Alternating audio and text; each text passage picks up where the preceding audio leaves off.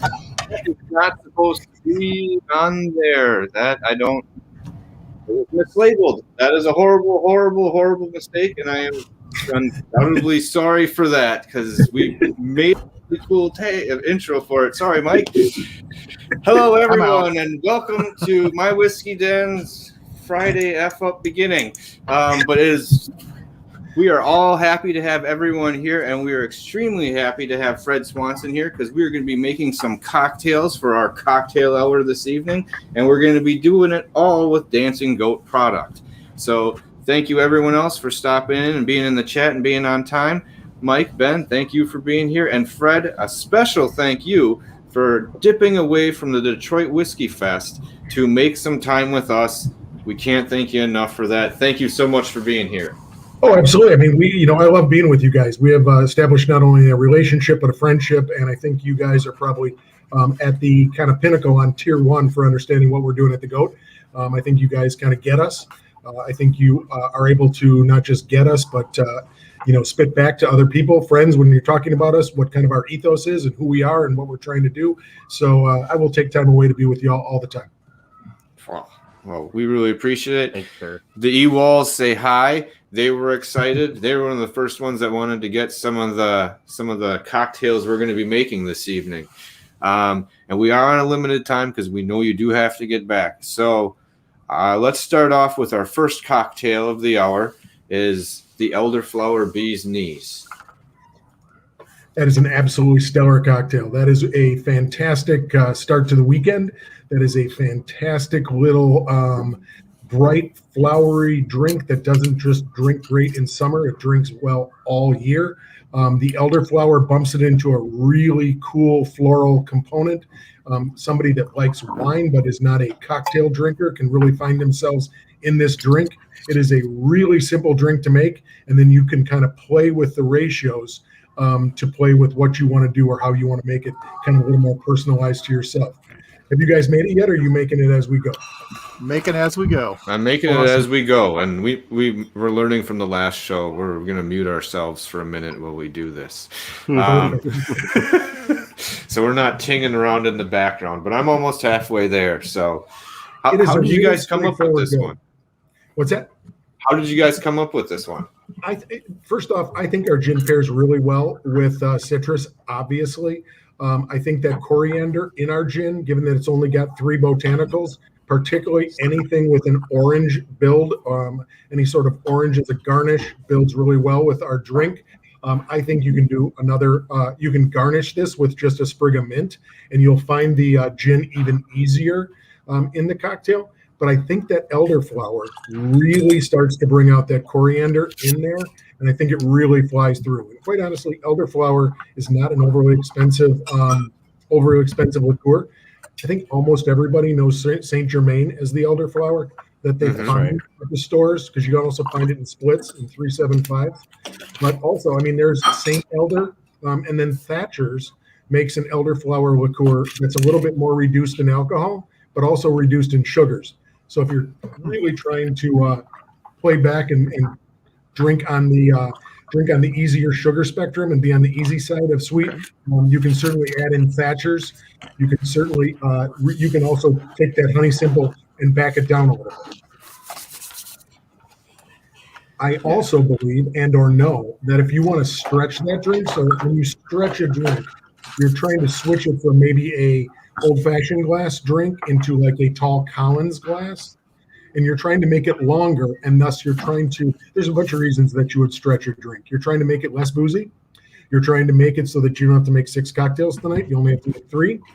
You're going to sit on your lazy fat ass on the patio, and you don't want to walk back in and make another cocktail. So what you're doing is you're stretching that. And what I would do, and if you're going to stretch this drink because it works really well, is just find a really solid club soda or sparkling mineral water, and you can add 2 ounces to that, stretch this, and you still don't lose the sweet bee's knees component to that. That's fantastic.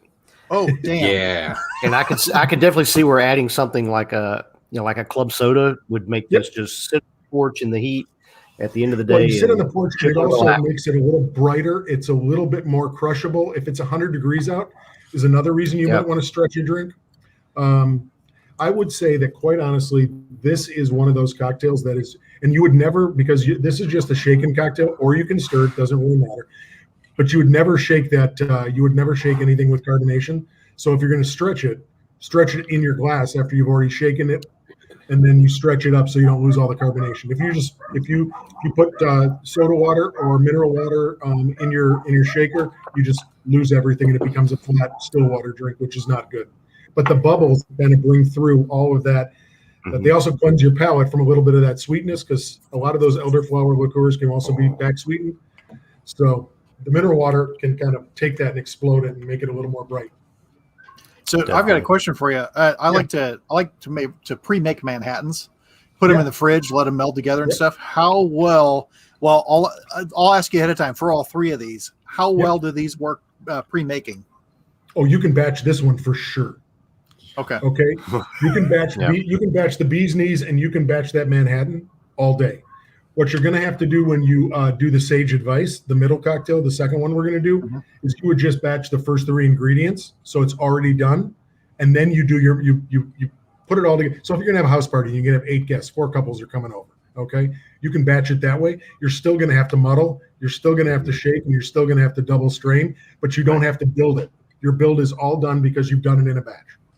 Okay, nice. And the great part about these cocktails, there's a lot of bartenders that don't think in ounces or don't think in measurements like this. They think in parts. Okay.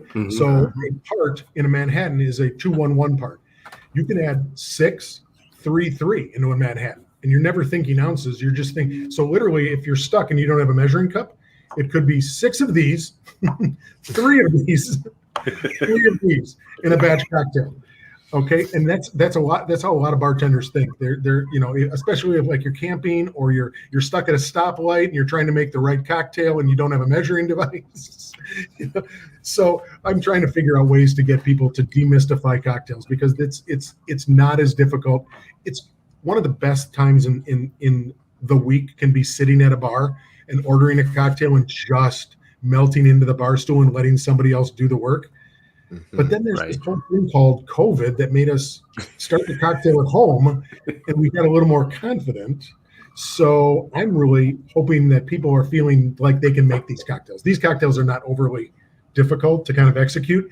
And quite honestly, because not a lot of people are still not doing it, you can look like a hero when you're making cocktails if you're having people over for dinner. So, Mike, the long answer to your question is the only thing that you can't batch is just that muddle on the blackberries, and you still have to do it. But what you could do with blackberries is, if you got people coming over, you just set up 6 glasses, and they're all pre-blackberried, okay? And then the juice is already in the fridge, and all you have to do is muddle, just like a bartender would. And then you build them, and you make 6 cocktails, and they're all out in 5 minutes the minute your guests get there. So, and you look pretty cool doing that too. You look like a freaking hero. I mean, for a second, I thought you were Tom Cruise. Well, I'm telling you right now, you are Top Gun at that party that night. Okay. So no, the whole thing is, I mean, it's we got a little more confident cocktailing at home. I would love to see more people cocktail at home just to feel like they can have that experience when they're not out. But at the same time, we're in the business of promoting bartenders. Okay. We don't want to take away their livelihood either. So, I think to honor that notion of sitting at a bar and melting into that stool and letting somebody else take care of you, much like people do when they go to the salon, much like people do when they go to get a massage. It's no different. You're just decompressing, shoulders down, let somebody wait on you, let somebody take care of it. Good day, shitty day, doesn't matter. So I don't know. I think Fred too, it plays off of each other, because I know for me, I was not a huge cocktail person until you got us into that last year. Yep. And then for me, the doors really flung wide open this year. I've gotten into it. I've pestered the hell out of Mike and Pat about all the cocktails I've been making. But the more I've made them at home and tried to experiment at home, the more that when I do go out, that's what I'm looking, instead of just getting a neat pour of a whiskey or something, I'm looking to get a cocktail and see what the bartender's doing, see what the guys at the restaurant or the bar are creating, and, playing off of that, coming home, and then, well, I like how they did this, maybe I can do that. And so it kind of feeds off of each other. So the more I'm making it at home, the more I'm looking to experience it when I'm out. Absolutely. I totally agree with you. I built a cocktail for a local Milwaukee, Madison kind of 8 restaurant conglomerate. And we talked about doing one thing because nobody's really doing it. And it's not gimmicky at all. I just think it's how we would normally drink. Think about how many times you've gone out. I do this all the time. I think a lot of people do this but don't even realize they do it. If there's a cocktail on the menu and it sounds great, a lot of times I'll ask the bartender for a little taste of the base spirit if I don't know what the base spirit is. And they'll put it on the side or I'll taste it. And then I get the cocktail. What I proposed was in this old fashioned that we want to do a proper old fashioned in these stores. Let's just buy a bunch of little wee Glencairns, those little wees. Yep. Like 2-ounce wees. We'll put a little bump of our spirit right in there. We'll serve it right alongside the cocktail so people can absolutely go back and forth and say, oh my God, now I can taste the spirit in that cocktail. Because a lot of times our palates are not refined enough. We just need a little nudge towards the right, towards the on-ramp to get to find it. And then of course, as soon as I'm saying that I'm proposing this, I'm thinking, how cool is it going to be when you're sitting at a bar and somebody presents a cocktail and a little wee Glencairn, and then you're looking at the guy going, oh, no, I'm not having one of those. and look at me, I'm learning. It's now educational. I can write it off. But then if it walks past you, if that drink walks past you on a server's tray, heads are going to turn. What is that cute little glass? But then, of course, I realize what's going to happen in Wisconsin with that cocktail. People are going to go like this. They're going to taste it neat. They're going to taste the cocktail, and then they're going to dump the rest of that right into their cocktail. Right. That is true. That's that is totally how we drink here. But at the same time, I also realize because you're going to have to build it into the price of that menu item, people are going to stick, because that glass is that big. People are going to stick that in their pocket and walk away with it every single damn time. So you just build it into the price, expecting to lose 100% of them. Yeah. But no, I think that's a great cocktail. I said that somebody said that, you know what? That's a great. I love the way the lemon juice and the honey play. I mean, think about that. That's the way cocktails are built. That's how people that build cocktails try to think. They think in base spirits, and then they think in sugar source, and then they think in either citrus or acid. Okay, and they're trying to build in those frames, in those ways, and that is exactly why this cocktail is not as good with a simple syrup made from white sugar. This cocktail is flat; it doesn't jump. Right. Let's talk about a riff on this cocktail. You want to take this to a different, not a better level, but a different level. You take dark sugars and make like a Muscovado or an Amontillado sugar, simple syrup, so a dark sugar, simple syrup, and then do barrel-aged gin. Okay, the same build, and you've now turned this into a bee's knees / we're getting really close to a whiskey cocktail. Right. Mm-hmm. So that's a whole different riff on that cocktail, and it's like, oh, now a whiskey drinker is going to be paying attention. Mm-hmm. So, and we've got 2 barrels of a really cool. We stuck our gin in 2 barrels, and we're just going to sell it in the distillery, and it's awesome. So my next take on this is, with the way this is coming across, I love this. Have you dropped an egg white in it and shaken it? Oh, totally. You could totally do that. Absolutely. You could froth that all day. The other thing you can do, the best thing about, froth cocktails right now is you can just buy egg whites in the grocery store. Mm-hmm. They come in a little milk thing and it makes it super easy. Okay. They give you exactly what one egg white, the measurement on one egg white, and you've got them there all day. And quite honestly, you want to look like a hero. Okay. That's what you do. Froth a drink for somebody, and then you look like, they start to look you up and down. They want to know where the hell you came from. Look at you. You are a genius. So, I mean, it's like little bartender tricks. Like, let's say that you made that. And it was like the first time you invited somebody that you really think you like over to the house. Make that drink, froth it, and you'd be like, I'm coming here 3 times a week, sir. There you go. I know I would be. I love how refreshing it's like, all nice and sweet, and then on the back end it gets this really nice refreshing note that goes through the finish. And the sweetness is gone at the end, so your palate's kind of done. Which then drives you to take a next sip. And that's the great part of this build, is that it doesn't sit on your palate. Mm-hmm. Well, I like how the elderflower is like a kind of almost a bridge between the other parts and the gin. It kind of helps tie everything together, and that's totally. Yeah. So I'm thinking about this as I'm thinking about this cocktail last night as we're eating in a Vietnamese restaurant in downtown Detroit. And that green papaya salad that's really popular in like Asian cultures. It's just a kind of a very fresh, vibrant. It's like if you said that there was such a thing as a Southeast Asian coleslaw. when you think about this with this cocktail, that is fantastic. That bright, flowery, even if it was a summer salad, okay, that had nothing more than a great bright vinaigrette in it, and candied walnuts and maybe some sliced strawberries, this cocktail kills in that. So you've now turned your strawberry salad into a strawberry lemonade first course.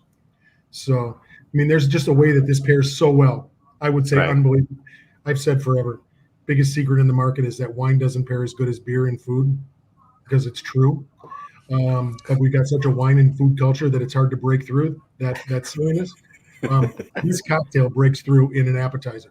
This cocktail doesn't drink as well with a big meaty steak or some sort of pork dish or chicken, but it does on a bright salad all day.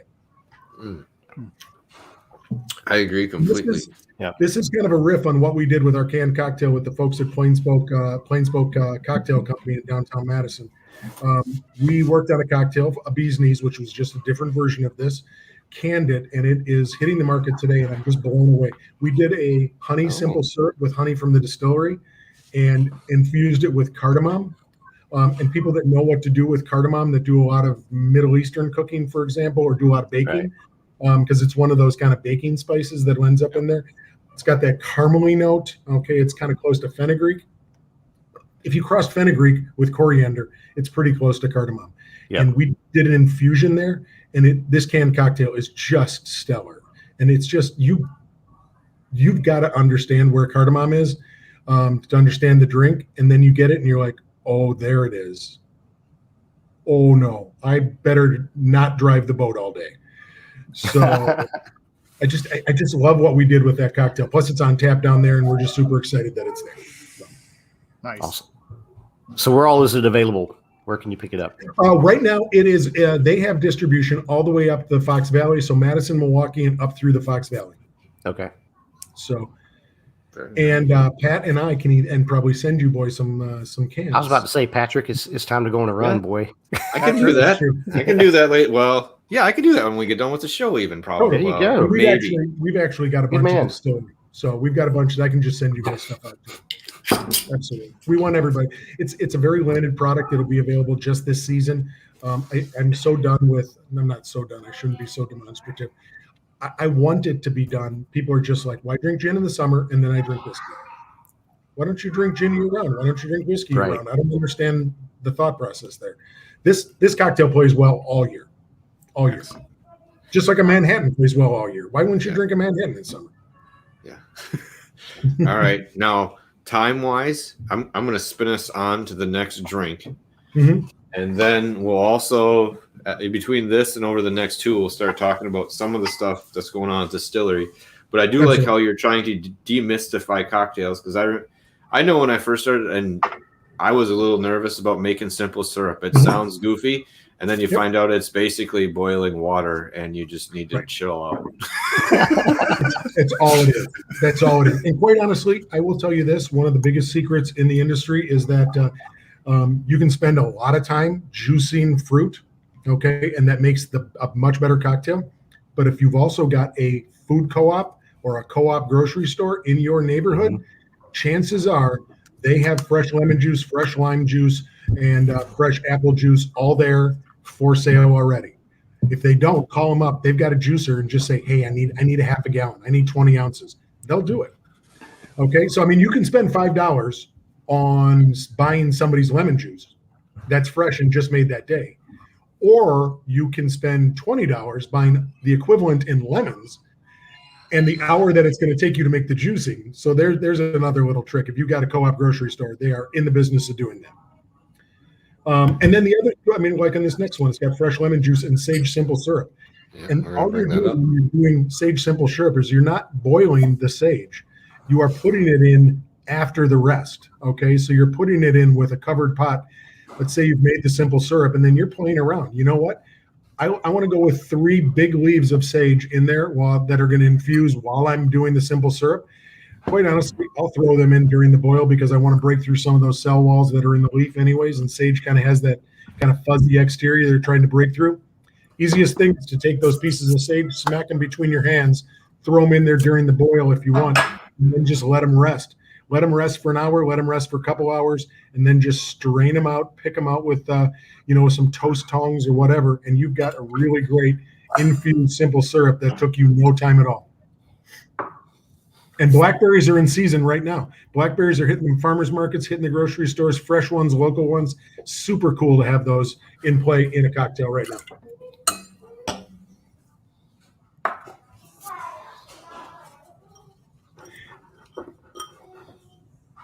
I just need another couple seconds here. No, you're fine. I can do some filler. The big thing is, again, this is a 2-1/2 build.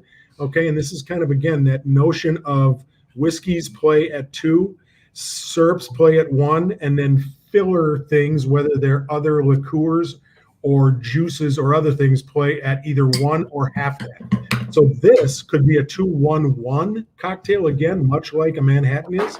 I think the lemon juice dialed back in this allows the blackberries to come way further forward than they normally would. And 6 blackberries, once you've muddled the heck out of them, you'll get that gorgeous kind of purpley hue just south of purple, kind of that violet hue that kind of comes through. And with that lemon juice being a little bit yellow, you're starting to talk your Roy G. Biv and how those colors play together in the glass. And you end up with this gorgeous thing. You have to double strain this to make this look as good as possible. And that just means using a shaker tin after you've muddled, or a pint glass, doesn't matter. Just strain it with a strainer over the top through a second straining device. Worst case scenario is you can strain this through cheesecloth, but you can also just strain this through a regular bar strainer. And then you end up with something that doesn't have all the seeds in it, doesn't have all the skins in it. But I will tell you unequivocally, once you've second strained this, that little bit of pulp on top of a scoop of French ice cream is the best close to the night all day. Right there. Because you have muddled lemons, simple syrup, and blackberries and created a compote. And right there on top of French vanilla ice cream, you have finished it. You've got an ice cream cocktail on the side, and then you've got the sage advice. Oh, wow. It's interesting how well the rye is coming through on the back end, but I mean, it is covered up by all the other, like the berry flavors and the lemon. But I mean, it's neat that it stands out for a little bit in the middle of this, like about like the last, middle third of it. It kind of stands out and shows, and then gets covered up again by all the flavors. Totally. One of the reasons I like our rye in a cocktail like this is because it's overproofed. Okay, you're never going to get anything less than 90 with us, or more than 100 in our standard flagship. You're just not going to get that. And anything below that, like an 80 proof rye, is going to kind of wash out. It's going to wash out in all of that build. So it's not going to punch through. But the nice thing of a medium build and a cocktail bottling like ours is it's going to come through and it's going to push, and you're still going to find the spirit. I can't tell you how many times. I think one of the more dangerous things about making cocktails is not thinking about being a bar and not thinking about making a cocktail. If you make cocktails that are just so crushable that there's no ability to gauge how you're drinking because they all taste like there's no alcohol in them, to me, that's a really dangerous place to be. Okay, I still want the alcohol to pull through. I still want people to know that they're drinking, and I still want them to make good choices based upon that. But if you can't taste anything and it's buried so deep into, this cocktail is not a good cocktail. I'll be really honest with you. This is not a good cocktail with 1.5 ounces of limo because it doesn't punch. But if you made this with 1.5 ounces of cask strength limo, it crushes. 2 ounces of strength limo, way over the top. Nice. I'm going to be doing that afterwards just to see how that works out. You know that, right? Oh, absolutely. Take that same recipe and just sub in 1.5, 1.5 for 2 for sure. And this is one that you could stretch it a little bit. Okay, you could stretch this a little bit with a little bit of club soda. That's not a bad thing. Wow. So this is extremely drinkable. I know I didn't do the double straining. I just right. But you're double straining if you're drinking it through your teeth, right? It works. I wasn't concerned. Emily's right. It is definitely a not to miss thing. So Ben and Mike, what do you guys think about that one?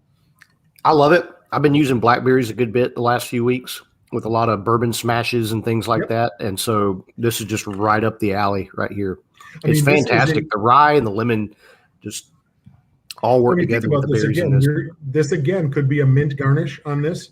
Obviously, you'd want to, if you had a pick and you wanted to garnish, you'd put a couple fresh blackberries across the top of that glass, and you drop it there. You drop a garnish in there. You'd smack a leaf of mint and slide it right along the side.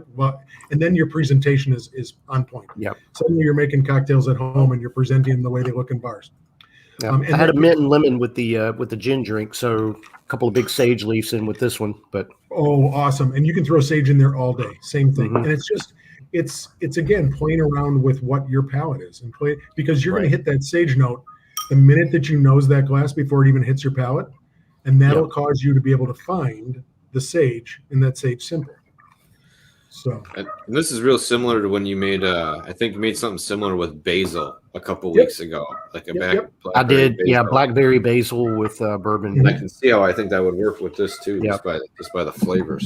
But I like the sage in this. I don't use it enough. I'll be honest. I'll tell you what, if you're a basil aficionado, I love purple basil with cocktails because it's got a little bit more of a peppery bite to it, and I think it stands out. Basil. Stands out in a cocktail even more than your standard sweet basil. And I think it's a totally different. It's not completely off of basil, but it is so far away from regular basil, from sweet basil, sweet American basil. Yeah, it's a totally different animal, which is why you go to an Asian restaurant, they don't cook with our basil. They cook with their basil. Right. Okay. I mean, there's a reason that people use different paprikas. People use different cardamoms. It's what they're used to from their home. And I think the sage in this plays up. I mean, this to me drinks like fall, but because blackberries, they drinks like summer. The sage gives it that kind of, everybody knows sage from one thing, turkey dressing. Okay, they know sage from dressing at Thanksgiving. We can find it there. And if you tell them that's what they're smelling, then it just suddenly pops in their head because now it's time and place and it's emotions and they know what Thanksgiving smells like. Oh, you want to hold on, Ben? Let me get you up there. Showing some color. Yeah. Totally. Yeah. Look at how good that looks in the glass. Yeah. It's pretty. Yeah. It is. And there's so much. And here, this is Fred going off on his "Hey, you kids, stay off my lawn" kind of old guy. There's so much about drinking with your eyes and eating with your eyes. There's so much that just draws you in to that plate of food. It draws you into that glass that just says, "I want that here." And I look at some of the beers that are on the market right now that are just so gross in the glass that to me they don't even appear approachable. Right. We used to call that a mistake. And I'm not saying they're all like that. I'm just saying I've seen at its worst, there is a small percentage of things that don't look good in the glass. Okay, that common science would have told Homo sapiens, Cro-Magnon man, don't put in stomach. So I mean, there's just things about that, and drinking and eating with your eyes is so important, and we do it all the time. The glass that looks sexy. That is a purple drink. Okay, you could put that in a styrofoam cup and walk around the inner city all day. Purple drink. So, it's fantastic. Yeah, that's really. It's got good. just the right amount of like little bitter bite to it too, and then it's all sweetness coming back over the top. And I think that's a cocktail that you could put in to somebody that says, "I don't drink whiskey, I don't drink rye. Hold on, let me make you one of these. Right. I don't like it, I'll drink it." Exactly. And you talk about stretching it out. I think even topping this with a little bit of ginger beer would be. You could totally stretch that. Would totally be appropriate. Yeah. Absolutely. You could stretch that with ginger ale if people didn't like ginger beer. Yeah. All day. Completely. I love the way like Topo Chico stretches a drink because it's got that really coarse minerality. But you can find sparkling mineral waters in any grocery store in America. And I love it. And stretching it with a regular club soda is fine, but stretching it with sparkling mineral water to give it that minerality, okay, which then starts to bring those sugars into balance, stretches things much better. Yeah, and you're giving it a real softer mouthfeel to the whole thing too. That's just amazing. Takes it totally next level. Bubbles to it. You think about this drink. Let's take the opposite of stretching. Okay, let's stretch it, but instead of stretching it for one drink, and then put it into a champagne flute, stretch it, and still make it 2 drinks, and it's bright and it's effervescent and it's bubbly. Okay, Right. So you can play and do really fun things with it because that looks great in a really tall crystal glass with a stem. I'm sure it does. I'm sure it absolutely does. That would, especially after you strained it. Yeah. You know what I feel like? I feel like that's brunch after Distill America. Oh, totally. Yeah. If you could turn these into popsicles, so then you could walk around having pieces. Yeah, you can totally freeze that. Slushies. I mean, as I say, slushies would probably work. This would be the world's greatest slushie. Oh, absolutely. Yeah. Yeah. You start to do an ice cocktail on that, and you slush that up. Right. That is the biggest secret in the market. If you look at slushy machines and you go to a bar that's got slushy cocktails, the stretch that you can put on that and the way you can make a half ounce of liquor go really far and charge a lot of money for very little alcohol, and nobody knows. Yeah. Biggest secret in the market: slushy machines are cash machines. That is, I would have thought that. I would have thought you could have tasted it. Stretch it with wine, and it's even better. I mean, if you're just looking from a bar perspective. Like we're learning how to cheat tonight. I like it. And those can be used at your own functions too. You know what I mean? Like if you were having people over or a party, a neat way is to kind of like branch it out and make it go a bit longer. Now, absolutely. Even if you let's just say you just put that drink with a bunch of ice in a high quality bar blender, you've got the same drink and you've stretched it again. And it also allows, so if you're at one of those parties or you're at let's just say you're at a 4-year-old birthday party, okay, and you're looking around for ways to stretch drinks because you have to be the responsible adult, that is one way to do that. Okay, but if you're also going to be at a party, like an anniversary party or whatever, some adult birthday party, and you have to drink all day, you could stretch this all day, okay, and be drinking really low ABV cocktails just with the stretch. It is. And then Emily says, you can order shots on the side, kids. I'm telling you, there's nothing better than a belly shot off a 4-year-old at a birthday party. Because it's like you're blowing bubbles on their belly. It's a little creepy when you bring the barber chair in, but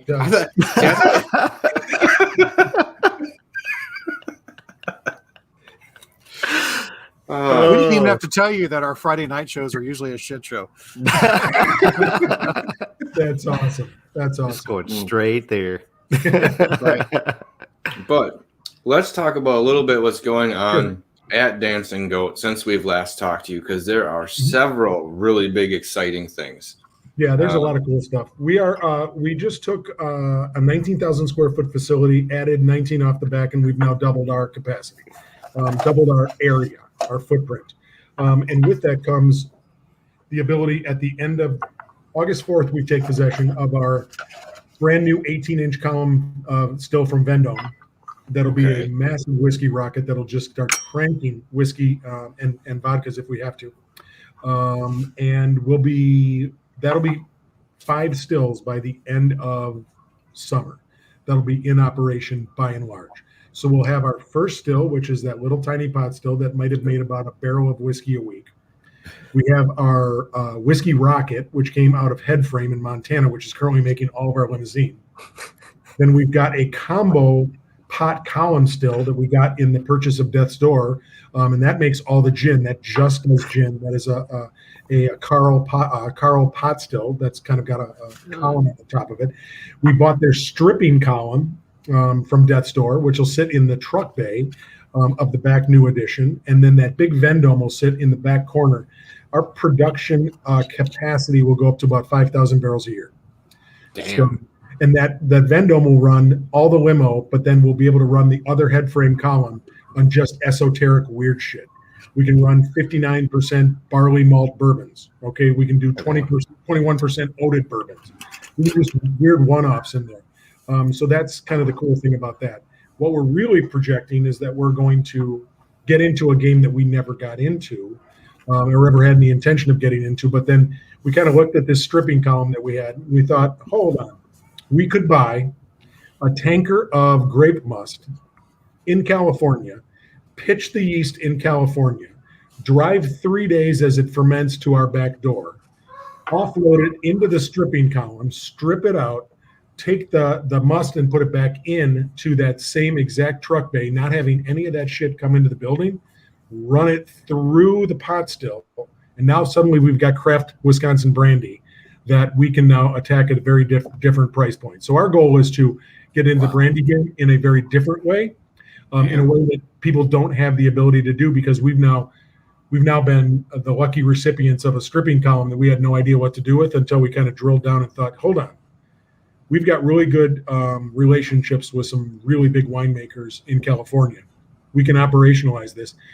I will tell you unequivocally, there's no market for $35 craft brandy, and Copper and Kings took every single person, all 6 of them in the country that buy that product. And Wallerstein took everybody locally, but there's not a market for $35 craft brandy. It doesn't really exist. It's not a huge thing. You cannot pay a mortgage on it for the most part, but you start getting closer to a $20 craft brandy, a $22 craft brandy. Well, now suddenly you're talking, and now suddenly you've got a product that you can get to bars that can be a local brandy in the 3 states that drink brandy, and suddenly it's a game changer. So we're hoping that becomes a big thing for us. We don't want to become known as a brandy distillery, but we want to be able to take what we have and operationalize it as much as possible. So that's a new thing coming in the works. We built a almost finished, half finished, first in the country gin academy within this new addition that we're putting into the backside of the goat. So a gin academy is basically a place where you sign up to take a class. In 2 hours later, you leave with a 750 of gin that you just distilled. So you sit down in the craziest little Willy Wonka kind of what the fuck happens in this little crazy science lab room. You see me, I'm bouncing. I'm excited. I'm ready to go. Your little Portuguese pot still, okay? And we've dubbed it now a little one-hitter. Our little one-hitter pot stills are sitting at your table. And we teach you the safety. We teach you safety. We teach you how to distill. We teach you the components of a gin. And then we help you build a recipe. You leave 2.5 hours later. And if you like it, well, regardless of whether you like it or not, we're going to keep your recipe in the database so you can order more of it later. We're going to show you how to proof it down. We're going to proof it down for you while it's being proofed down. We're going to make cocktails with our gin, show you how to make cocktails, how to garnish cocktails, gin cocktails. It'll be a whole immersive half day in the world of gin, a deep dive. Nothing like that has ever been built in the U.S. Those are the dozen or so that are built around the world are in Japan and the U.K. So it'll be, and we're trying to turn the goat into this educational, experiential place to go to learn things. We want it to be the coolest science lab / Willy Wonka factory, and we want everybody to be Veruca Salt, okay? Walking around trying to look on, what the fuck is over there? So that's kind of what we're doing. I mean, we're trying to make Little Kentucky in Little Cambridge, but at the same time, it's like, oh, what's up there? That looks like the world's coolest grow room. It's backlit, and there's all this greenery, and there are little bonsai orange trees, and there seems to be like 16 pot stills in there. So what goes on in that room? So we're trying to do that. That's us. You know, this kind of crazy. We want to take our passion and give it to others, explain it to others, share it with others. To me, that's the exact kind of experience that I think people like us, and I think a lot of people are looking for, because I just came from a trip to Kentucky. I'm not going to name names. We visited a place, and it's basically they're turning it into kind of a Disney World, but it's more about the attractions and not so much about the spirit.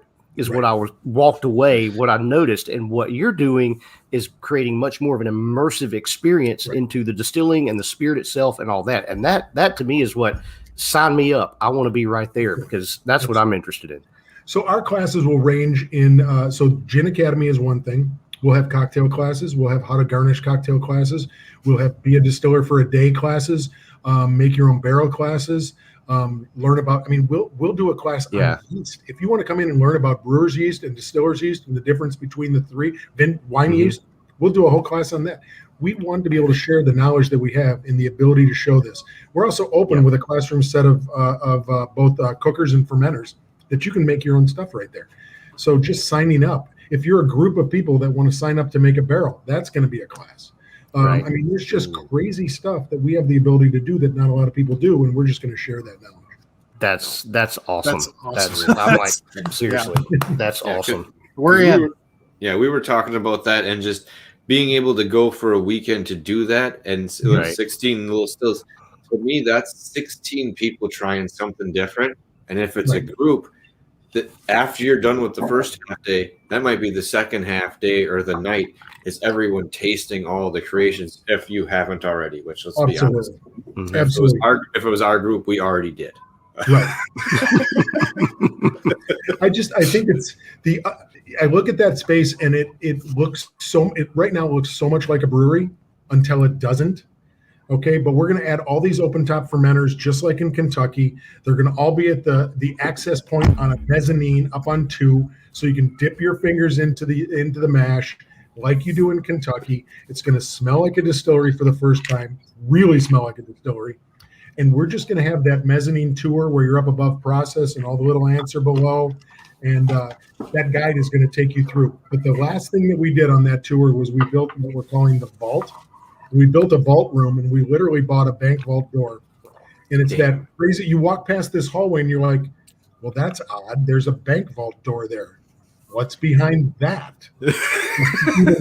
Because it comes from a high school in Wisconsin. So you're like, huh. And behind that is a vault. We built this. We took our old break room and built it with all this gorgeous hand-hewn wood on the walls, wood shelving, tin ceiling, dropped the ceiling, painted one wall dark green, put an old school chalkboard on it, and every shelf is going to hold other people's spirits. So you're going to walk in and you're going to see 400 bottles of American craft spirits, Scotch, Irish, and it's going to be 1 or 2 bottles of ours and a bunch of other people's shit. And what we're trying to explain there is it would be a really cool room if you just did that and just kind of threw it on the table and said, look at me, here's 400 bottles of limousine rye. Aren't I cool? But what you've done now is you've said, hey, these are our friends. They all bring us bottles when they come to visit. We bring them bottles we go to visit. That's where that bottle is. And it's going to be sample those bottles, try those bottles. Have you had that gin? Have you had that rye whiskey? Here's Journeyman stuff. Here's this guy's stuff. Here's the Wallersheim stuff. Here's the Henry stuff. It's all there. Okay, we're all better when we're all better. So that sends a very clear visual message of this is a team effort. And by team effort, I mean American craft distillers for the most part. And just, you send a message very clearly when you say we're all better when we're all better. Love it. We were just talking about this the other night, and it's just a small segue, and we'll cut out because I know we're on a short time.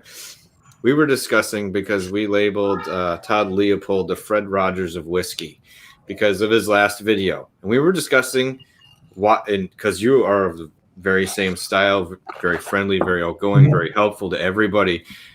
Why you weren't the Fred Rogers of whiskey, because we decided you were the Rick Steves of whiskey. or Nick Stellino. Well, and those are compliments. I mean, it's very, I find people that are very into their own product fascinating. Okay. But I find people that are more fascinating who give compliments to others, who bring other stories into the conversations about themselves, who aren't dominating your 15-minute conversation about, hey, this is all about me. This is our new stuff. This is what we're doing. I love the message you send when you have an entire room filled with 400 bottles of other people's stuff. Okay. That sends a very clear message. Okay. I mean, it's not a flex at all. It's a flex for the industry. Okay. And that's what I like. I like working for people. I like working with people that do that. It's the whole concept, rising water raises all the ships. So let's all work together on this. Absolutely. And I want to throw this out here real quick, Fred. Can I point out what I'm drinking now? Yeah. You can't read it because this is the remainders of a store pick that we just did a barrel pick in Detroit. We came in with 12 samples and we've got 10 barrels coming into Detroit right now in September. And I'm just sipping on barrel 530, which is an American oak finished limousine rye whiskey at 104.3. So a store that will go unnamed just picked this and it is fantastic. So one of the things that we did, and one of the reasons we're in Detroit, and one of the reasons I'm going to Whiskey Fest, is that we took out of the Solera to be able to do barrel picks and be able to call them barrel picks that have the name Limousine Rye on them.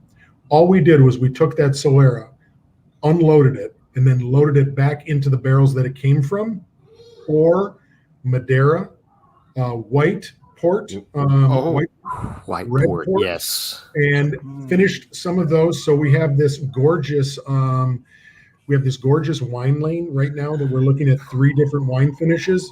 We sold every single one of those barrels. People were like, what the fuck is that? So, and it's just taking that and just saying, this is what we've got.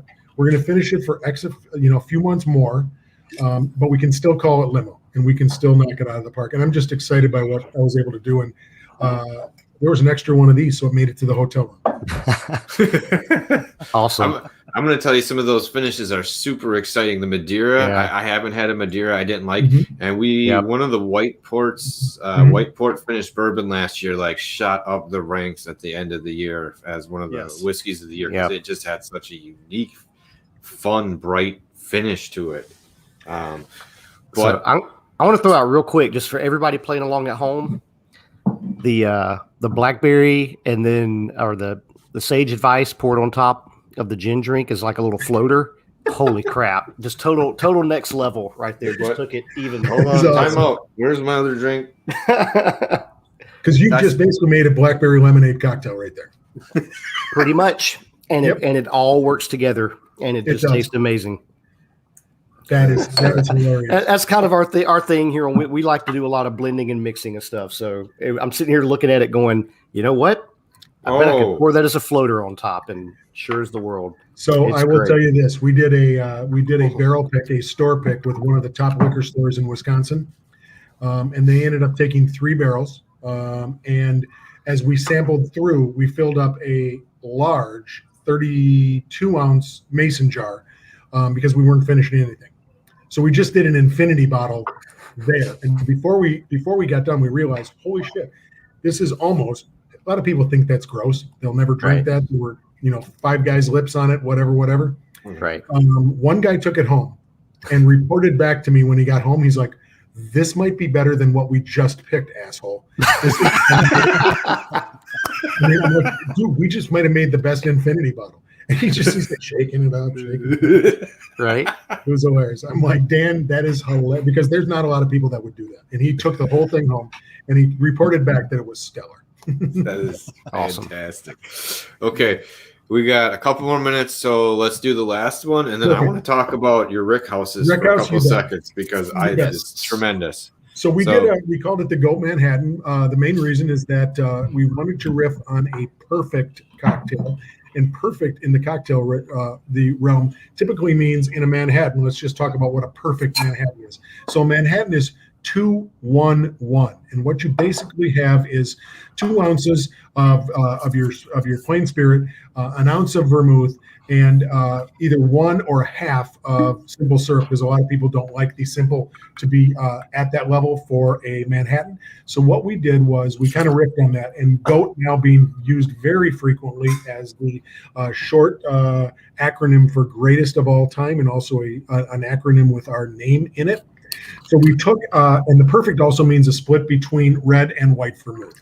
So instead of just red vermouth or just white vermouth, it's a straight 50-50 split. So I used Gary in mine and a white vermouth from Rosso.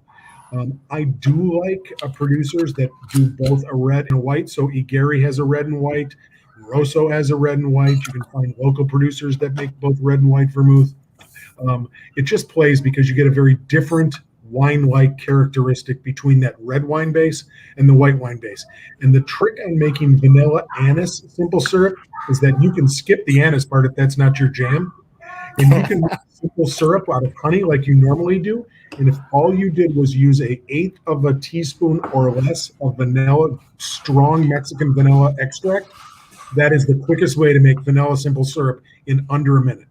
So if you just added 1/8 of a teaspoon of vanilla extract to that, you can and you don't have to find vanilla beans. You don't have to scrape the insides. You don't have to boil it with the simple syrup.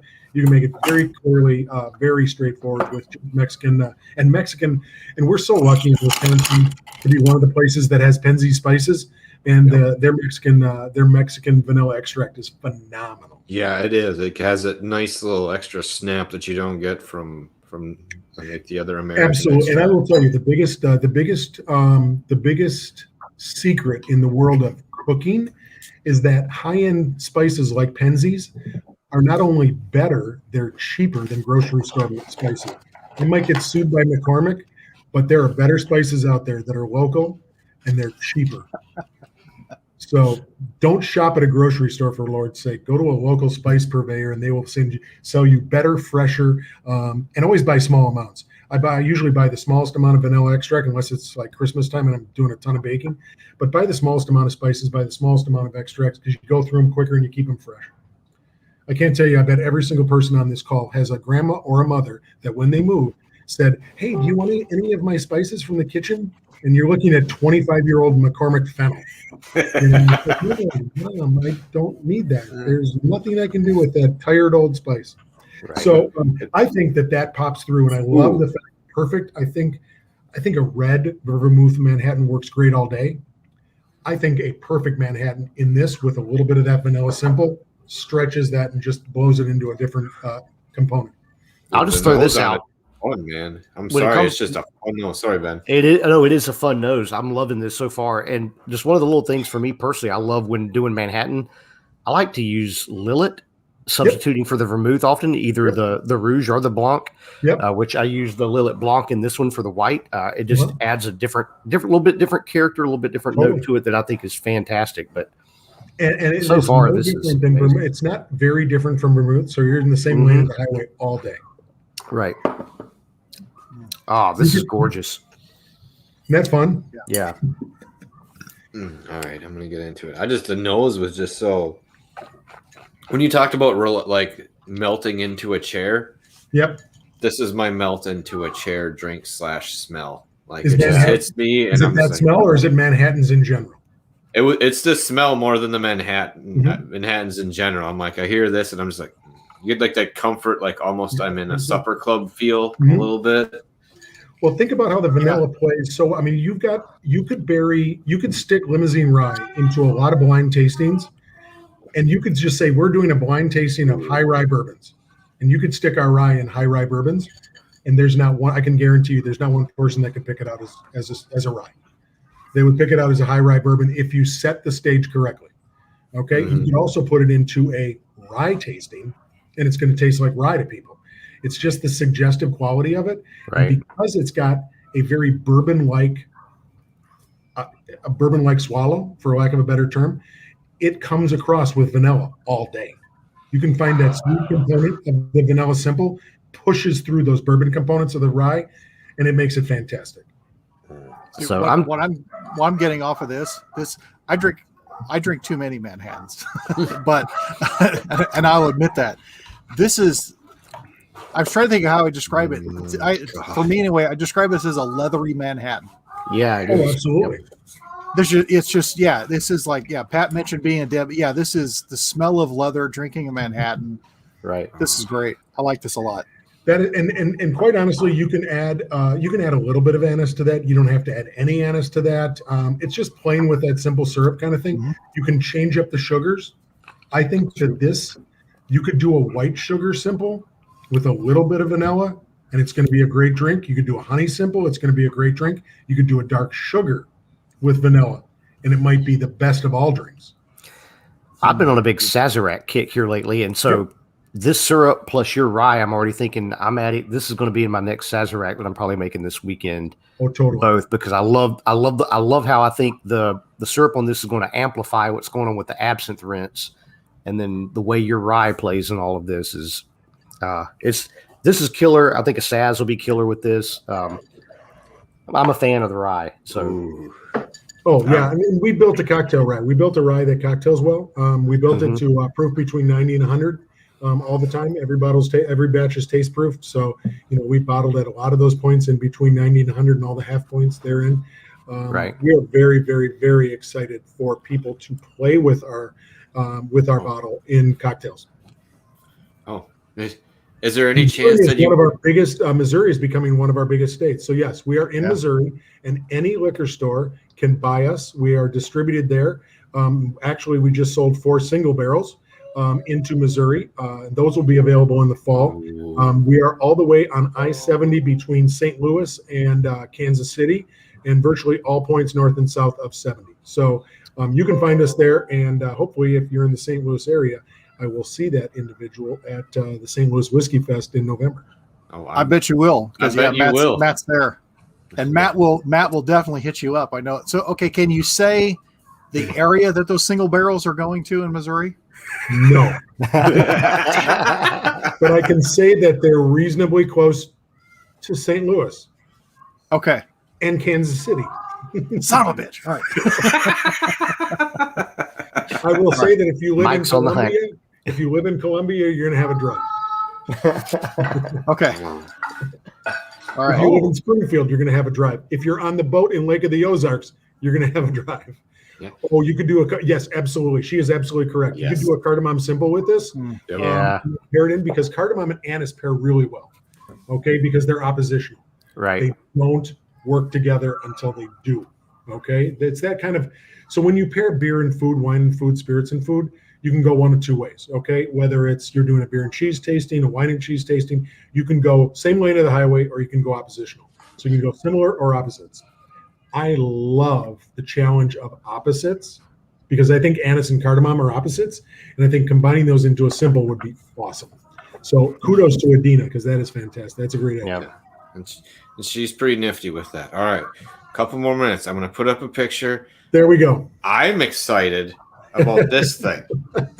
This giant, huge thing that no one else has in Wisconsin or most other states except for Kentucky. Yep. And I heard, I remember there was some squeamish quabbling online about if you needed a fire suppression system in Wisconsin or not.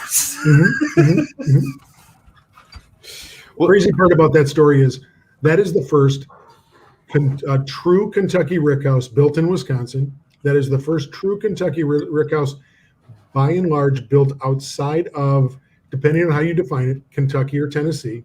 It has no heating. It has no cooling. It has no fire suppression. It is built by the Busick family, which built for the last 3 generations every single rick in Kentucky, every single rick in Tennessee. We pulled the crew that built that little 7,800 barrel rickhouse. We pulled them off an 80,000 barrel rick at Heaven Hill to come up and do our rickhouse. And so I'm sitting with the guy. Now, this is crazy, because the Busick family is apparently very well off. They flew in the architect and they flew in the foreman, and the foreman's name was Duck. And they flew him in for the day for an hour or two. They met with us, flew back that night, spent no time in a hotel. So I'm talking to Duck, and he's smoking a bunch of cigarettes, and he's walking around the property, and he's looking at it. And I said, Duck, I got to be honest with you. I want to know why you bid this job. I mean, we're pulling you off an 80,000 barrel rick. Why would you bid this? And Duck looks at me and he goes, we've never built one this small. And it's 2 weeks away from the wife. So literally, think about this. They built a floor of a 5-story rickhouse every 5 hours. Every 5 hours, they had knocked out a floor of that building. And it was to the credit of all of the subs that we had that they worked with, because they're not used to working with somebody else's concrete guys, and they're not used to working with somebody else's builders, because they put the rick in. The concrete was already in. They built the rick on top of it, and then Ideal Builders, which is fucking awesome, they put the skin on it and the roof on it. So these guys were in and out of this building within less than 2 weeks, done their work, and they flew home to Kentucky for the holidays. The next 4 rickhouses are going to be 24,000 barrels each. They're going to be 6 stories and twice as long. Yep. So the next one, we've got a 10-year plan, and those 4 are in the 10-year plan, and we are super excited to have the ability to work with Duck and his team again. Duck also had, I think, one of the best, most salient observations, possibly. It's a very common observation from somebody from Kentucky, certainly not from my lane of the highway. Duck looks at me and he looks at the plans, and he looks at me and he looks at the plans, and he looks at the owner, he looks at the plans, and he said, you know what I'm not seeing on these plans and these renderings? Not seeing a smoking area. Not seeing a place where you boys can smoke. He's like, if you give me 20 porta potties, they're just going to look like little fucking chimneys. just like, dude, this is your only concern? Is that you Right? have a place to smoke? It was hilarious. And then they get there, and the concrete is, because they're so used to what we've now called at the GOAT Kentucky craftsmanship. They looked at the concrete. They're used to remediating a concrete pour and spending 3 days shimming and fixing and repouring and leveling and doing all that to make it true. Mm-hmm. They came in, and within 3 hours, they looked at us and said, who the fuck poured this concrete? We have no work to do. Our wood is 3 days behind us. There's nothing else we have. And I'm turning my guys loose in Jefferson, Wisconsin to crack the town open. Because they have nothing. The next one, they're going to build they're going to have a mill, and they're going to mill on site, and they'll be able to do that. But this one, they were shipping wood in. So I was just, they literally offered Ideal Builders that poured the concrete. They offered those guys jobs. And then our 2 crane operators that were local guys, they literally were taking a side of every single rick every 90 seconds, picking it, pulling it, dropping it back into the rick every 90 seconds all day for 2 weeks. And they looked at me and they looked at us and said, you know what? We've never seen crane operators that have that level of dexterity. Those guys are threading needles, and they're not doing it once. They're doing it for 8 hours for 2 weeks. Every single one of those guys was offered a job and did not take it. Oh, well, hey, like you said, they're coming back again. So I was They're going to coming say, back again. We're super excited. We will have, right now, there are about 3,000 barrels in the rick. We'll be at about 6 by the beginning of fall, and then we're hoping by the end of the year that rick house will be full, 7,800 barrels. One of the things we're doing in that rick, because we have zero experience doing this and zero experience long term. Right now, for now, we're going to move barrels around. Okay, we're going to move around because we don't know where the sweet spots are. We haven't learned anything yet. Okay, we've got metrics and we've got measurements all over every floor, every corner. And we just need to kind of move things around, see where things are going, and see where that takes us. So that's kind of what we're doing in the next couple of years.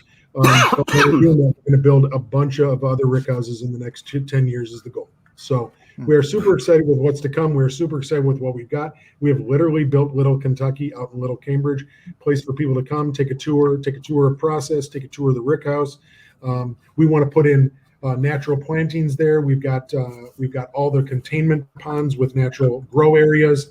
We want to put in. I want to put in walking paths. One of the things we're going to do is the distillery. There's going to be an area where we plant botanicals that grow in Wisconsin, so we can take people out after gin school and say, "That's what the plant looks like. These are what these plants look like." You walk through. There's some benches to sit there. You can contemplate. You can journal. Whatever you have to do. But the big thing is that we want to be able to drive from our place to the rick house. Our goal is to drive past a field of corn, drive past a field of barley, drive past a field of wheat, drive past a field of rye. And we can say, that's what it looks like. That's what it looks like. That's what it looks like. Mm-hmm. And because people don't know, we're not farmers anymore. Yeah. People that are taking tours don't understand. Most of us understand what corn looks like. Most people would never be able to pick out a barley field. If you saw it in the field, you wouldn't know the difference. No. You might know soybeans, but you would not know barley. You would probably not know wheat. Now we are over limits, so I'm going to hold this to 30 seconds. Excellent. But is there are you guys releasing a single malt? We are. So we've got a bunch of different things. We did a bunch of store picks that are crazy. We have done. So right now so let me answer that 2 ways. So we've got a bunch of store picks that are in the limousine rye, category, and then we've got barrel select picks, okay. And the barrel select picks are barrels that we have chosen, we have sourced and purchased from other places, and either going to bottle those as is or as finished goods. Okay. So, for example, we have purchased corn whiskey, we have purchased wheat whiskey, we have purchased a bunch of bourbon, we have purchased a bunch of other ryes, we have purchased single malt whiskeys. Okay. Those will be in a single barrel store pick program as well, and they'll be called Barrel Select. That'll be a Barrel Select series. We also have made all of our own, over the last 4+ years, corn, wheat, rye, bourbon, as well as single malts. During COVID, I will say that we distilled a lot of beer. And because illegally we distilled a lot of beer that went into barrels that we diverted because we loved the way it looked, tasted, and smelled after distilling it. And these were local breweries. We diverted some of those into barrels. So, and technically you can call them single malt because they are single malts by definition. Right. So there were some local breweries who then we supplanted the hand sanitizer by buying a bunch of GNS.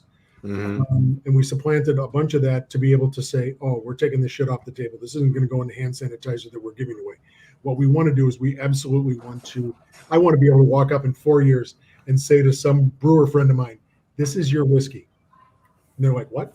No, this is your dark lager. We made it 5 years ago. This is it today. Here's a bottle. Here's a case. So that's what I wanted, because we had the ability to do that. I mean, I will tell you unequivocally, I think everybody on this call, I think all of us in all 4 of the states that we're currently in, understand what Leinenkugel's Summer Shandy is, correct? Yes. Okay. Yep. We distilled Leinenkugel's Summer Shandy. Okay. And we didn't put it into a barrel, and we put it into a tote. And every time I take people through the back and I lift up the tote and they stick their nose in, they're like, how much money do you need for a jar of this? Because it smells like lemon drop moonshine and tastes even better. It was the happiest accident ever. We distilled Summer Shandy, and it's the best moonshine I might have ever tasted. Oh my God. So when can we get a jar full? Right. We're going to roll that at the distillery. We're going to have a bunch of stuff that's distillery only, and it's one of those places where if you come in every month, there's going to be different offerings all the time. So we're super confident that there will be different things for you to try every time you come.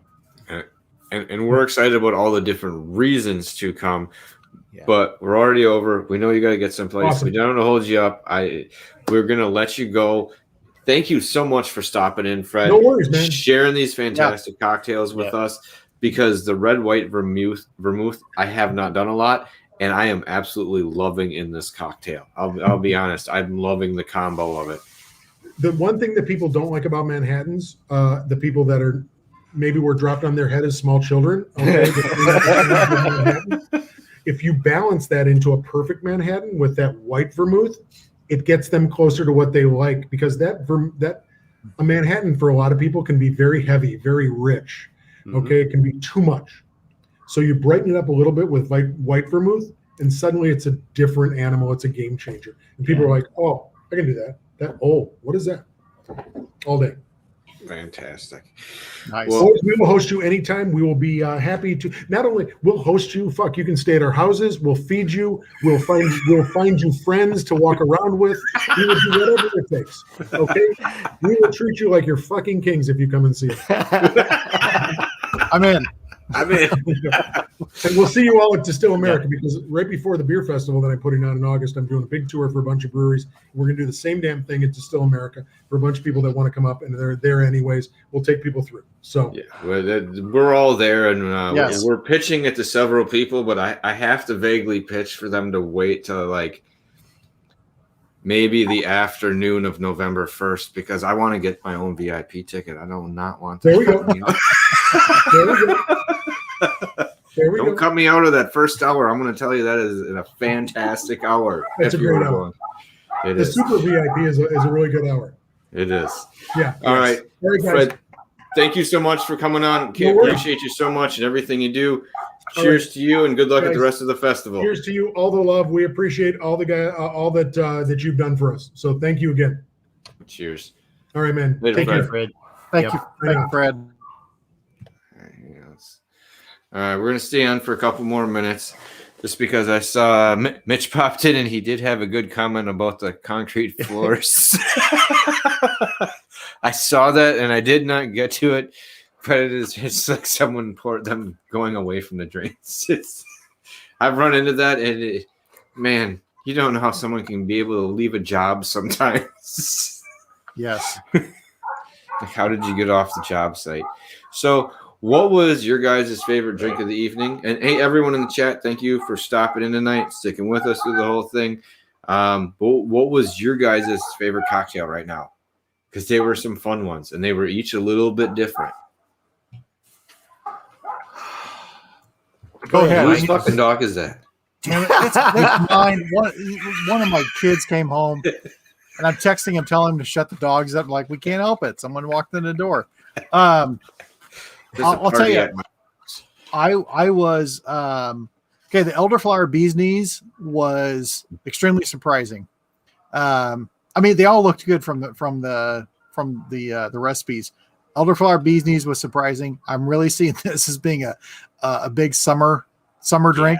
And I texted a couple friends of mine who really love vodka lemonade and said, I think you're going to throw your vodka lemonade out the window because this is now your boss. Okay. The sage advice, I'm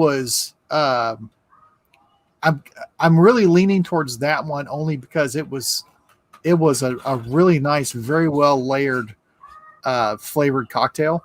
And I did really enjoy that Manhattan because there's a little different Manhattan than what I normally make. But I really like that. But all three wonderful. I'd say kind of Sage Advice might have edged it out for me a little bit. That was the winner. All right, Ben, what are you thinking? And I will say, okay, I use Limousine Rye cask strength for all three of them for my two that need. Oh, okay, that's fair. I flip-flopped them just by what was on there because I didn't want to cheat. So, but I got to find a cork. I don't know. I lost one. Damn it. All right, Ben, what was your favorite? So, I'm coming off of today's been like 100 plus degrees as far as just the whole humidity and heat, the real feel, whatever you want to call that. It's freaking hot here. And so for me, that bee's knees, just like that hit the mark, the citrus, the acid, just the whole feel of that was like, this is what I want to sit on the porch with and cool down. Yeah. But honestly, I loved all of them. They're all fantastic. I'm going to be remaking all of these. I think adding the soda to it would be killer. This Manhattan, I'm getting ready. As soon as we get off here, I'm going to lighten up a cigar and hit the porch with this Manhattan because that's exactly what it puts me in the mood for. It's got that leathery note. It's just sweet enough that I feel like it's going to accent a cigar so good. I am sorry to torture you, Mike, but it's going to. A cigar with this Manhattan is going to be fantastic. I am 100% going to make every one of these cocktails again repeatedly, and I really like this take on the Manhattan. And it was fun making the syrups, which I know it takes no time to make the simple syrups, but it was fun to do that. But I don't know. Maybe it's just the mood I'm in, and I'm not supposed to be drinking tonight. Right. So I'm just sipping them. I really, really like them. I'm going to say I'm surprised that I like the Manhattan as much as I did. You know, that was the one I thought was sometimes it's kind of in between for me. Okay, how much anise did you put in your? I didn't put fucking any. Fuck that. You know, I didn't put any of that shit in my drink. I wasn't going to do that. It wasn't happening. I'm just saying, and he even said it was okay. That's all. Fred said it was okay. And I didn't clear that with him beforehand or anything. But I don't know. The bee's knees was really surprising. Like that riff on it was really fun. The one with sage in it, I think I wish I threw a decent amount of sage leaves in it, and I did it while it was boiling a bit. I think I might throw more in, or maybe bring it down a little bit. Like this is the one where I said the vanilla was almost, I had made it too viscosity. Like it was there, but I think I wish it would have been a little bit thinner. I wish I would have made the sage one a little bit richer. That's all. I think it might have made a little even more of a pop, but I think it's really, I don't know. I'm going to go with the Manhattan's the one that surprised me the most. On the sage, my one piece of advice would be to let it steep like tea. So once you pull it off, just let the sage leaves sit in there for like an hour or more and really infuse. I didn't do that. Before you pull I only them did out. like 30 minutes or something after I did boil it through. I was going to say, I'm like, it's dumb. And we were talking about this before the show, just the making of simple syrup, which is insanely simple. So do not be afraid of doing it. If you just look it up, I mean, you really don't. You don't even have to stir the shit if you do not want to. It's a cup of water, a cup of sugar. It's even parts for the most part. Like Fred was saying, you can adjust it a bit if you think it's too sweet. But it is really easy to do and add stuff to kind of create that extra punch. I think that mixed with the elderflower on the bee's knees really made a difference for me. And I was surprised how much the elderflower, I thought it was going to be too perfumey just from opening the bottle and taking a quick sniff. You know what I mean? Ooh, I'm like, but that really, it really filtered out into everything. And like you said, Ben, it made it really kind of more cohesive in my mind. It hit the gaps in between the different flavors. Exactly. I think it helped pull that gin right into the citrus and the acidity and everything that's in there. And that's what I love. I think Fred did a phenomenal job on all three of these because, he was talking with us beforehand about the goat having such balance in the Manhattan. But to me, every single one of these cocktails had tremendous balance between all of the flavors and everything that was in there. And that's what made them just really outstanding. Yeah. The Manhattan, thinking more about it, I'm just because of all the. I mean, I make them all. You love them. Take a real drink, Mike. I do. I'll tell you a story about those just a second. But it's like the difference. Like the Manhattan I've been drinking all the time is, it's just like a bacon wrapped sirloin. It's fine, tastes good, hits all the notes. This is a freaking ribeye. There's just way more to it. It's a better cut. It's really, really nice. No, I had a Manhattan incident, and it was at a bad time. That sounds like a band. It was not making excuses for any of it, but it was a few weeks after my dad had died, and so we went on a fishing trip. And these guys, everyone brought stuff. And we were going to make Manhattans. Well, somebody brought cherries that were soaking in moonshine, and somebody brought this other stuff, and then someone brought this. So anyway, I started making Manhattans with these ingredients that I should not have been making Manhattans with. And so I had one, and I was like, well, that was really good. So I went back from the dock to go back, and I'm like, I'm going to make another one. So I made another one, and they weren't light. So I walked back, make another. Well, I know I made like 3 or 4 of these things. But there was moonshine in them and there was other stuff. So they became known as Mike Hattons. and my friends who I've known for 30 years, they were very kind to take video of me and all the things that I was saying and things that I was doing to remind me of that, in my grief and stupidity. But so I have a great relationship with Manhattans. You have good friends too. I can see why we get along. I'm just gonna say. Oh no! That would be some shit I would do. I'm like, hey, let's record them, Ben. Right, we would. Why don't you have one more drink? Why don't you have one more drink? Yeah. Right? We would never let anything happen to any of us, but we're not going to let an opportunity slide either. You don't see a nutsack in your screen. I'm sorry. That's the okay. that has happened. Or the occasional dildo. No, not a live one. Okay, pause. Mitch brings up a good. I did not know this. If you make a 2-to-1 sugar to water, it becomes shelf storable. I did not know that because usually it's about a couple of weeks is about as long as your simple syrup will, even if you're putting it in the fridge. 2 weeks to a month, maybe. It'll pick up some bacteria and stuff. At some point, you're going to want to flush that out. But it is so easy, ridiculously easy to make. Yeah, not a problem. And I didn't put this up during the chat because I was focused on drinking. So if you didn't go to Dancing Goat Distillery, go there. I just tossed her out in the chat. Make sure you go there, check them out because we will. I talked to Fred. We're gonna have our own gin weekend, Mm-hmm. So if you want to be a part of the Whiskey Den Gin Weekend, gin is fantastic. Over at Dancing Goat Distillery, you can man Collect one of all. the other 16 mini stills, and you can make some gin that day.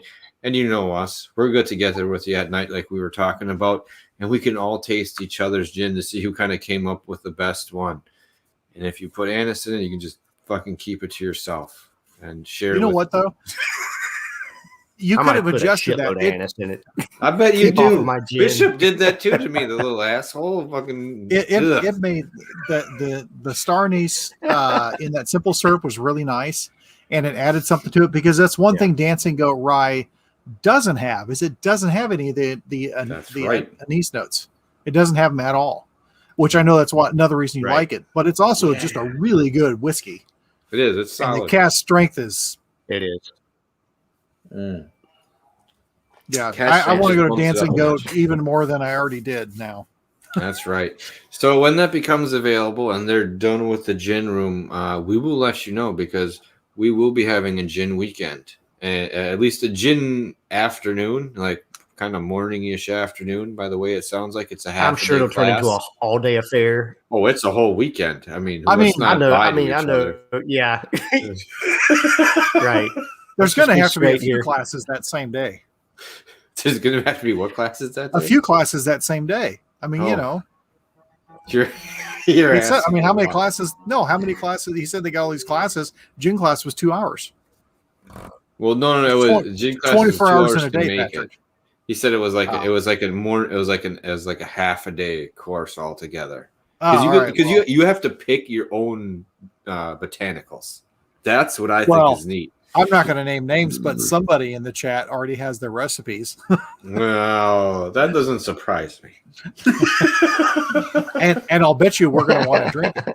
Yeah, that's the It's other part. probably Is going to that be really good. it's probably going to be better than mine, which is fine. That's fine. I have no problems with. That's totally fine. Wait. She's a practiced hand, and women make better blenders than men. That's a fact. That is true. No doubt there. Now, the thought on that is if we did have a My Whiskey Den class or have, what if, and you can reorder what would be like the favorite gin of the day that was made. Maybe we could have a My Whiskey Den gin release. I know it's not whiskey and it's jumping fucking ship, but thoughts? I'm putting it out there. And we could. I think we got to We could straight up make it a competition. I like it. I like that. It is true. The My Whiskey Den competition. There should be winners and losers. Well, there'll be one winner, and the rest of us will be drunk. So the winner becomes an official release, and maybe we work up some kind of prizes or something to award for creating. Wow. fucking Mitch. Are we okay? No, Mitch, son of a bitch. The Gimp walked in the room, right? No, different house. No. Doesn't happen at this house, Ben. The Gimp is later. Are you sure about that? Is No, the Gimp gonna come out of the couch? anymore. I'm not even sure. A big I fluffy have to couch. cut the big. I have no idea how I loaded the wrong man. I feel like an ass for the first 30 seconds of this show. I'm gonna have to go back and cut that. I don't know how that popped up. Sorry, everyone. But if you didn't see it, Every chance to the be the greatest hero. sample kill show happened. Was it last Friday? If Monday. you didn't- Monday. We're on Friday. Jesus The Christ. greatest last week, the best last week, but there could be another one, There could be. which could be equally or greater. Right. This one was last week, and it was fantastic. There is actually 1 minute and 45 seconds that I'm pulling from that for an actual ad because it is fantastic. It is not the part where someone said reverse shocker. It was like 30 seconds after that. So if you can find that part in this stint where someone references a whiskey being like getting a reverse shocker. I don't even remember that. I do. Mike does. I don't even remember. I remember. Well, that did not happen. That didn't happen today. Not even close today. Everything we had tonight was absolutely fantastic. And that's right, Emily. Oh, gin competition. She says no losers. Someone's getting picked on. It's probably going to be me, and that's okay. But I think every single one of these was actually a really goddamn good cocktail. That floater idea, that was pretty good too. Yeah. I've enjoyed Yes, that. Ben, the floater on top of that, where you took the bee's knees and tossed it on top of the blackberry, that really amped that up. I'm sorry, that I'm going back to that. That's hiding on the far end of the table. Yeah, Which, it's by starting the way, to kind of blend in now, and it's freaking fantastic. by the way, if you made drinks with us tonight, thank you, because half of your table has to be booze and prep shit. Just like mine is off to the side. So thank you for doing that with us, because we really like the kind of feedback on some of these cocktails as we're going through, because And like you said, it's you can enjoy stuff straight for so long, but there's a point where after a while you want to have something fun and it puts a little twist on it. And a lot of the ones that I like that what we're doing is most of the ones we're having on here, besides the simple syrup that we're adding, do not have a high sugar content.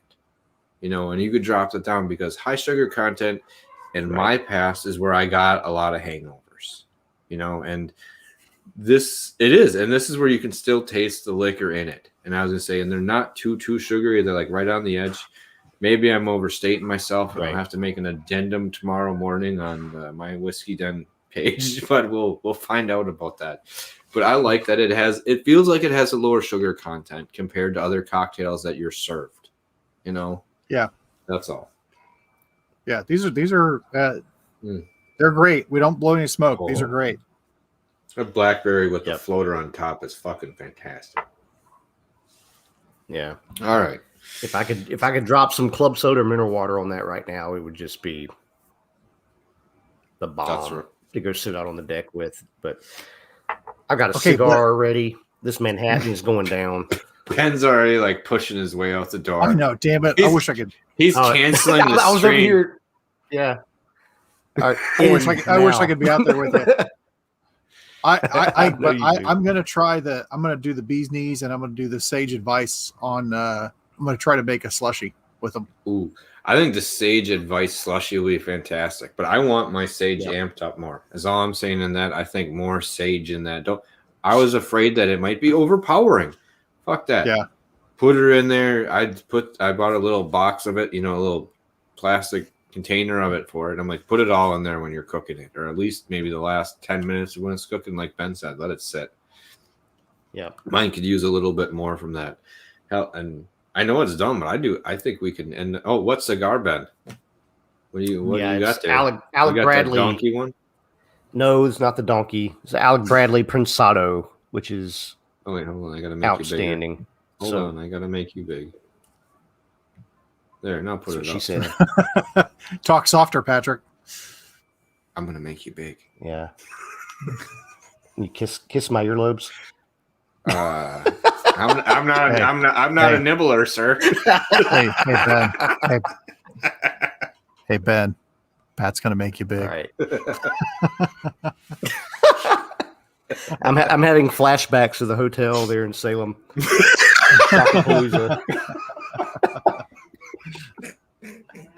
What happened in the hotel stays in the hotel. Yeah, there's only one woman that knows what happened in that hotel room. That's all I'm going to say. There's only one woman that knows what happened in that hotel room. That's right. And she was behind the camera. Now that we've once again hit that note for the show on a Friday evening. Nope, I'm going back to going downhill fast, boys. Yeah, say it. It's not Friday until somebody gets it up their nose. I spit that one. I didn't shoot it up my really nose. Damn close, right there. Damn close.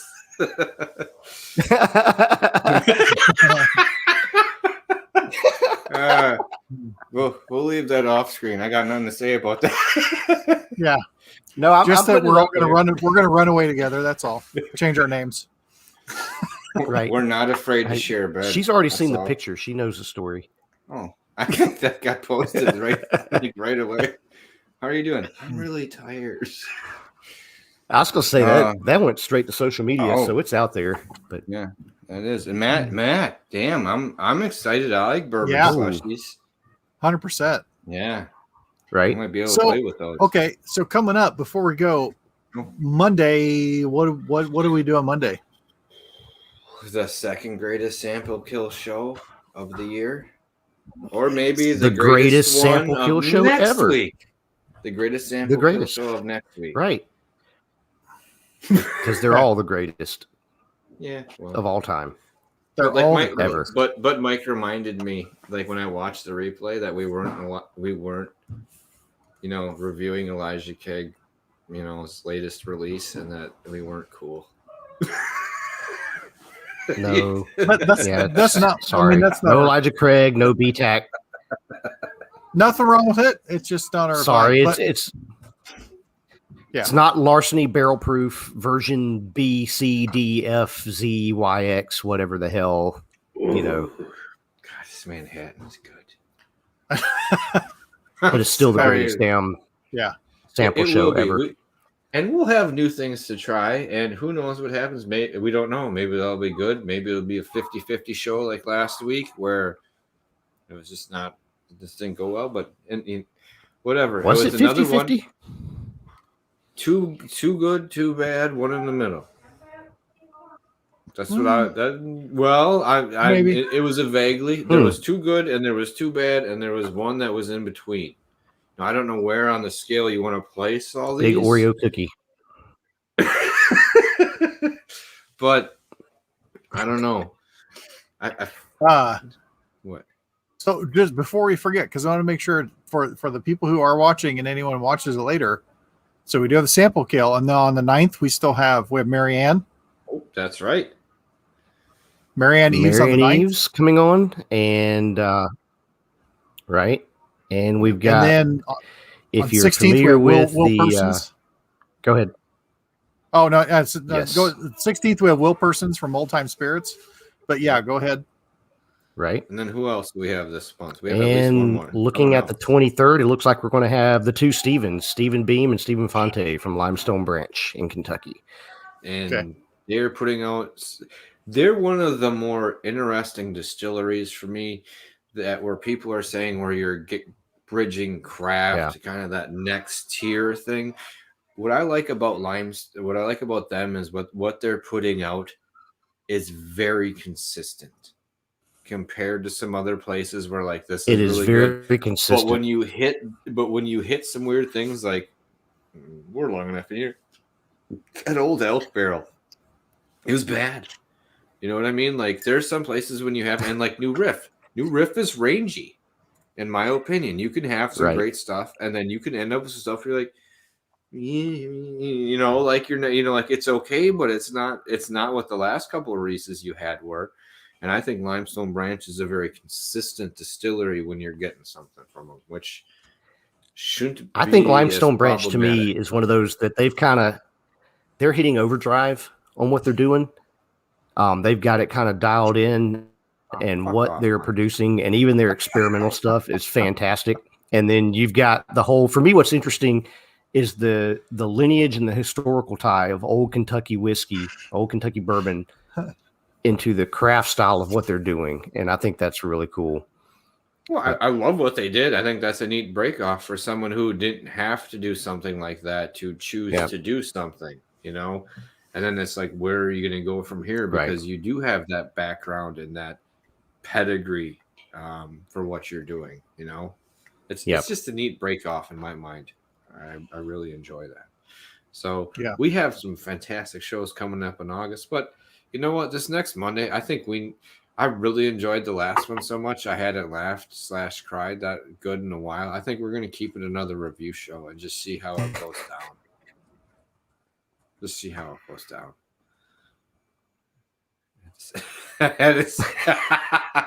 Mitch is talking about when I don't think it was me. I think it was Ben. You looked drunk and hungover at the table that night we were eating with Mitch. It looked like you were going down. And Emily's saying it's possible. All things are possible. Hell, look at that. That looks exciting, Emily. That's the wrench on top of things. Look at that. I am excited. I'm going to go back. Love some good tea. That sounds phenomenal. Yeah. Yeah, that's all right. Been on about an hour and a half. I think we're good for this evening. I think the people who've watched are in a good mind frame, a good cocktail hour. Got you ready to go for the evening. Go get something to eat. Go enjoy yourself. I'm finishing this, and I'm going to be in a special state of mind when I get done with the rest of these three. So good luck, Mike. I don't know how you haven't drank these. No, I have. I've been slowly sipping them. I've been kind of gauging things. So I'm doing all right. I mean, I finished the Manhattan. All right.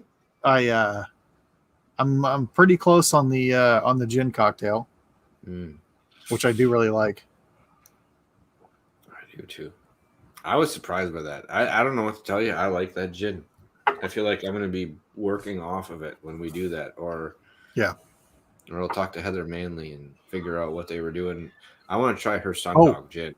Is what I want. I do too. By the way, I bought It is that her. I mean, all of our spirits are good. Again, it's not blowing smoke. It's good. Nothing's bad about it. I bought a bottle of the Manly's Old Fashioned when I was up in Minnesota, and I was waiting to crack it open. And there had people over my birthday. I thought, oh, this is a good night, so I'll take the bottle out. And I set it down there. It's almost gone. It's like once the first person had it, then everybody's like, I gotta have this. So they did, and they killed it. They're like, this is really good. This is a bottled old fashioned. I'm like, yeah, and it's good. And everybody was in full agreement. It was a damn good bottled old fashioned. Nice. We'll look into that. Well, speaking of gin real quick, I'll throw this little teaser out. Yeah. Limestone Branch. Teasers. This is their Bowling and Branch gin. It's one of the prettiest bottles of gin you'll ever see. Hold on. You're making me do this. Ooh. All right. Get it up there. The gin itself Shove it in is the freaking camera's fantastic. Face. Get in there. In the Nice face. and deep, like. There you There go. you go. Deep and Oh, long. what's that? Is that a signature, you asshole? Oh, that's just leaves. Oh, I'm sorry. I've got. Oh, you want to see the signed bottle? No, I don't. Look at this asshole, signed and unsigned. He's All got a you whole shelf of signed allocated bottles. chasers. So here's the 2021 limited edition release. So signed by Stephen Beam and Stephen Fonte. Am I supposed to leave him full screen when he's doing this asshole shit that they do? On he's like, look Those are at this gonna be fancy on- shit I got. Those are going to be on the secondary groups later tonight. Actually, not at all. That's you guys are going to be getting samples of that here shortly. So, and it's a absolutely fantastic. So this one, what was this one? This is a blend of 7-year and 14-year-old bourbons, and I think the 7-year were finished in Amarone casks. Weird, but interesting. It is, Okay. and it's really darn good. Really darn good. So, hold on, I might be getting that text about how I was supposed to be able to help out this evening with putting Gavin to bed, but I don't think that's happening. It's Friday. Let the boys stay up. Yeah, I don't know. There you Wait. go. Hold on. I might be getting a text from my wife that they're out eating at a pizza joint. And I'm like, you jerks. I'm jealous now. And that's only because you should be going out to get something to eat because we've passed cocktail hour. It's on to food time for your evening, and you should be going to get some like I should be going to get some. Why? Because these 3 cocktails were fantastic, and I've drank almost all of them. And, I mean, we can't wait to go to Dancing Goat. I know you can't wait to go to Dancing Goat. So when we're going, we will let you know because I think that will be another fantastic time. And if it's not before Distill America, that is something we will be doing when we get to that point. Or Ben, are you a for sure for Distill America? Are you feeling it? I'm putting him on the spot here. Look at that cigar. He's chewing in. Book me down. Unless, good grief. Unless freaking COVID 2.0 decides to break out and shut everything down. Book me down. Because if we're doing that, I'm going to start looking. I'm going to start looking for it. Maybe the night before. That's usually on a Saturday. Maybe the night before on a Friday night. Maybe we have a little tasting event. Would you boys feel I'm like planning that? I'm planning on coming up Friday morning ish. All right. We got Friday, Saturday, Sunday this time. All right. That's from. If nothing else, just to go have fun. And that's what will be happening. So yeah. If we don't beforehand, there'll be stuff going on with Dancing Goat that weekend, but we might have a little event Friday night before all the excitement. Now, before Distill America, there's events coming up here soon that I think are going to involve, if not all of us, at least a couple of us. But honey garlic shrimp. You got the event at Highwire. Yes, and that is the wife and I are working this out. We're working on that one because that is an event I want to go to. It's the most sought after breakfast event of the year. Period. Yeah. Period. There's no breakfast more exciting than that breakfast that weekend. It's not. So hopefully I get to see you guys down here in my state right now. I'm planning on it. That's going to be phenomenal. And then there is the Kentucky Bourbon Festival, which will actually be the weekend before that. I know, Mike, you're going to be I'll there. be there. And Yep. Matt Bay is going to So be. we'll have to he's gonna drop be in some selling lives at or that something one. while we're. Yeah. Oh yeah, Matt Bay is going to be there for sure. Yeah, and if you're not, stop out at his. I don't know if they're going to have tents or booths, whatever the hell they want to call it, but stop out at his booth. And if you don't, you'll get to see the quality of his signs, and I think you're going to be, tickled pink. You're going to be getting one of your own. So, I don't know. There's some exciting stuff coming up through August. We're not going to lambaste her because you know what? I like the review show. That we hadn't gotten to do that quite enough this summer just because of schedules, and I feel like we got to crack some more out to give ourselves some legitimacy when we get to the end of the year, and we got to do some whiskeys of the year type responses. So I don't know. What's up? What are you giggling about? Matt's comment. What are they going to cancel that shit? No, shut up. No, I think just me talking about COVID 2.0. Oh man, don't you fuck with me, man. I was like, there's so much weird shit that happens in life. I wasn't gonna rule that crap out. Well, they already changed that festival from the past, because in the past it was just a festival that people went to, and then now they limited the attendees. You had to buy tickets to get into it. Yeah, and no kids. So it was kind of a which, I mean, for me, I'm cool with. Well, how often should you be bringing your kids around everyone who's getting out? I don't want to say Kentucky is tipsy. a whole different. Tipsy. Yeah. All right. Kentucky's a whole different ball game when it comes to that. But. It is. All right, everyone. I think that's about good for this evening. I think we all need to step away and probably get something to eat, and so should you. What? I think before, because Mitch is still in the chat, and we like Mitch. At least two of the three of us do. But Ben and I only have tickets. Just speak. Ben couldn't even stay up at the table, and I'm the one that takes the shit on this? Is that what's going on? Mitch, just saying, Ben and I, our tickets are for Friday and Sunday, and we're going to fill our Saturday. Yeah, just going to throw that out there. Are you? I got a guest. He must have just got home. You want to come say hi? You got a guest? I got a guest. It's a little guest. It's a little guest. You want to come say hi to everyone? Hi. Hi. Yeah, he's been excited and wanting to get into whiskey, and I have to hold him off for 15 years and such. Right. We've got a grape juice you need to try. Do you want to try some grape juice? You do? All right. And on this note, we're going to kick it off because we all have something better. Now we know where Patrick gets the bounce from. That's right. It got passed on. One of the, father to son. Yeah, you think so? All right. Well, remember, it's not the size of the den that matters; it's the love of whiskey. Cheers, everyone. Cheers, everybody. Cheers. That's the best ending right there ever. Yep. Cheers.